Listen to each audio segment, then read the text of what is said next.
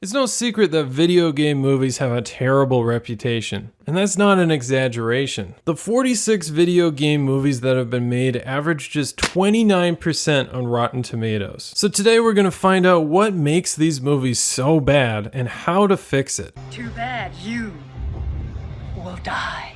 When looking back at some of the original video game movies, I can understand how some people enjoy the campiness of Super Mario Bros. Or even Street Fighter. But man, some of these movies look like they were made to be bad. But why would they? The Legend of Uwe Boll.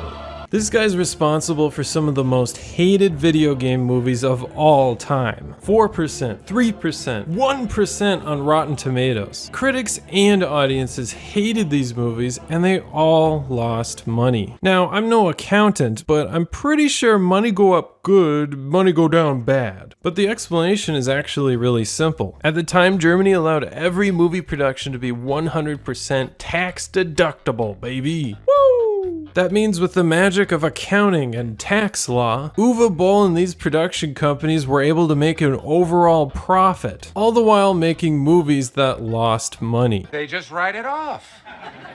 Write it off what? Till Germany realized that these studios were scamming them and repealed the magical law in the mid-2000s. Even since then, most of the people working on video game adaptions still don't give a damn about the games. I mean, a lot of people who make these adaptions openly discuss how they didn't even play the games, like they're inferior garbage stories for grubby Dorito-fingered man-children. And that's not true. Most of the time. Take Prince of Persia for example. That franchise has lots of Mummy and Pirates of the Caribbean vibes, so you'd think Hollywood would find some way to make it work. But in an interview, the director said that he played the game for like 15 minutes and felt it had no human drama. And that's why he said he doesn't let his son play those games. He really just couldn't hold back his enthusiasm. Same goes for TV adaptions. The showrunner of the Halo series said, "We didn't look at the game. We didn't talk about the game." These guys act like they're Martin Scorsese, if Scorsese skimmed Wikipedia for research. Now, it doesn't mean these guys are bad at making all movies and shows, but how can these creators make something good when they're not interested in the games? Shouldn't they be making original movies or something?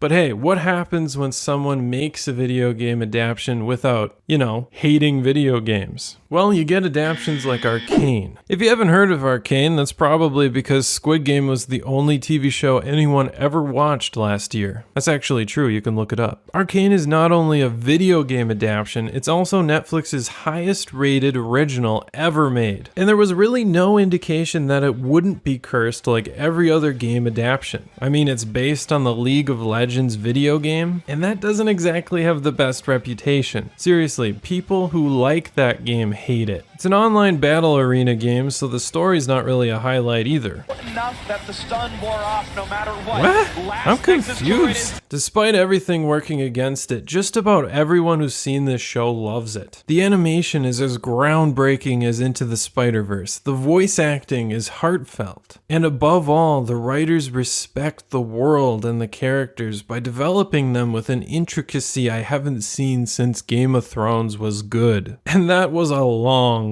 time ago. So how did this show break the curse? Being a TV series definitely helps to develop complicated storylines, but still, it's arguably the best video game adaptation ever. And unlike Prince of Persia or the Halo TV series, this show was developed by people who actually care about the game. The animation studio and the writers of this show have only ever worked on the literal game they're adapting. For them, it wasn't a cash grab or a tax write-off. They actually cared, and every frame of the series shows it. Arcane really isn't the only success. Sonic, Rampage, Angry Birds, all of these have been successful too. Somewhat. But there's a problem. These successful game adaptations have very little story to work with. I mean, how do you pitch the story for an Angry Birds movie?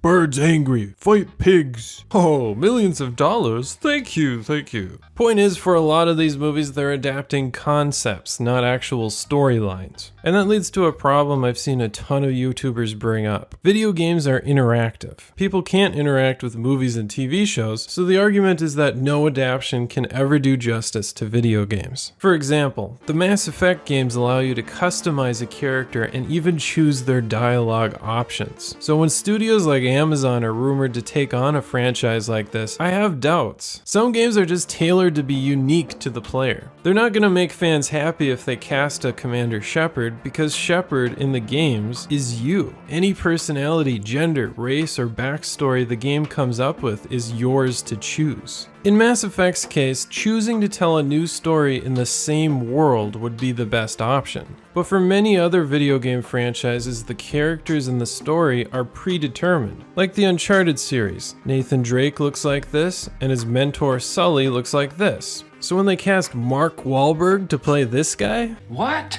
No. So to find a solution for adapting games like Uncharted, we can look at modern comic book movies. Like video games, comic books were once seen as inferior entertainment, the type of thing you'd be shunned for liking as an adult. Comic books were also incredibly difficult to adapt because they're so complicated. So when Marvel created their own cinematic universe, it was nearly impossible to adapt the thousands of issues of comic books beat for beat. Instead, Marvel took story concepts and characters from the comics and created an entirely new story. They've adapted it so well that they honor the source material while still keeping comic book fans guessing about what will happen next. I can envision a world where video game adaptions follow the same path. Am I delusional? Maybe. But there's a lot of hope for the future. We're finally in a place where they're actually hiring people that give a damn about video games. Just look at the upcoming The Last of Us HBO series. They actually hired the guy who wrote and directed the game. I mean, that doesn't inherently mean that it's going to be good, but it should mean that they don't disrespect the source material. But before I leave, let's take a look at the upcoming video game movies.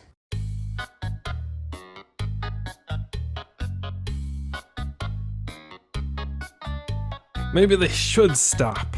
Hey you, thanks for watching. If you enjoyed, give a like and subscribe so I know to make more videos like this one, and I'll see you next time.